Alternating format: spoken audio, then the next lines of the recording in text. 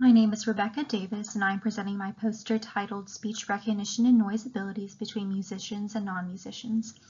The purpose of this study was to examine the differences between musician and non-musician participants' speech recognition skills in the presence of various background noise. Pure tone audiometry has long been considered the gold standard for hearing measurement.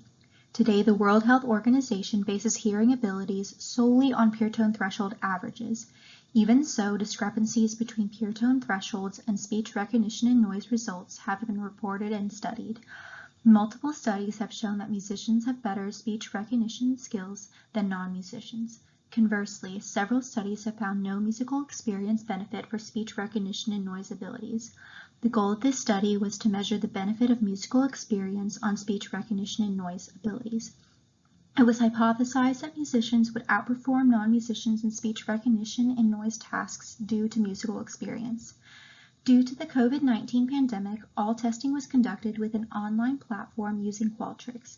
A total of 29 participants, 16 musicians and 13 non-musicians participated in the study.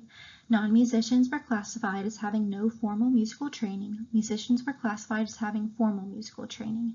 Speech recognition and noise abilities were measured using the AzBio speech perception test paired with 5 maskers shown in Figure 1.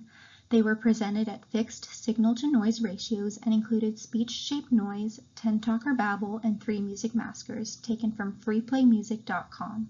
Music maskers included Lounge Lizard, 4 Voices, and Power Theme.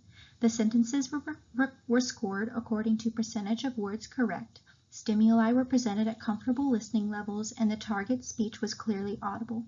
All participants used earbuds. Data was analyzed using the JUMP Pro 14 statistical software. The descriptive statistics are presented on Table 1. A repeated measures ANOVA revealed no significant main effect for group. Group differences are also shown in Table 1 and Figure 2, A through E. There were no statistically significant differences in speech recognition and noise abilities between musicians and non-musicians for any of the listening conditions. For the Lounge Lizard listening condition, musicians performed 8% worse than non-musicians. However, this difference was not statistically significant.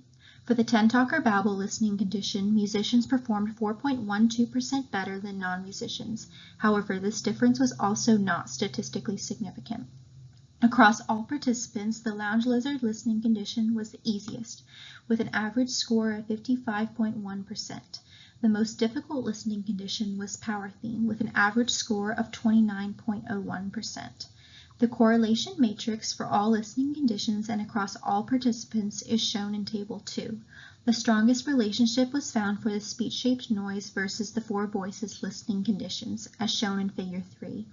The weakest relationship was found for the speech-shaped noise versus the Lounge Lizard listening condition. Data for this study do not support the hypothesis that musicians would outperform non-musicians in speech recognition and noise tasks. This is contrary to previous investigations by Parberry, Clark et al., Brown et al., and Baskind and Gaudrain, which found that musicians outperform non-musicians on speech recognition and noise tasks.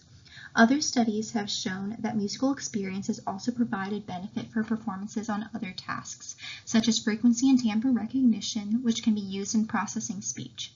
Parberry, Clark et al. Found that musicians had better working memory than non-musicians, which was related to speech recognition and noise abilities. Additionally, music experience has also been shown to enhance speech response in the bilateral frontal, left parietal, and right temporal regions of the brain. Krause et al. Showed that while 1 year of musical training was unable to evoke changes in neural functioning associated with language, children engaged in musical training for 2 or more years had strengthened neural processing of speech as well as reading and language skills. Future research could incorporate a larger number of participants with a wider range of musical experience to determine if more highly skilled musicians show a more significant improvement in speech recognition and noise abilities as compared to those with little to no experience.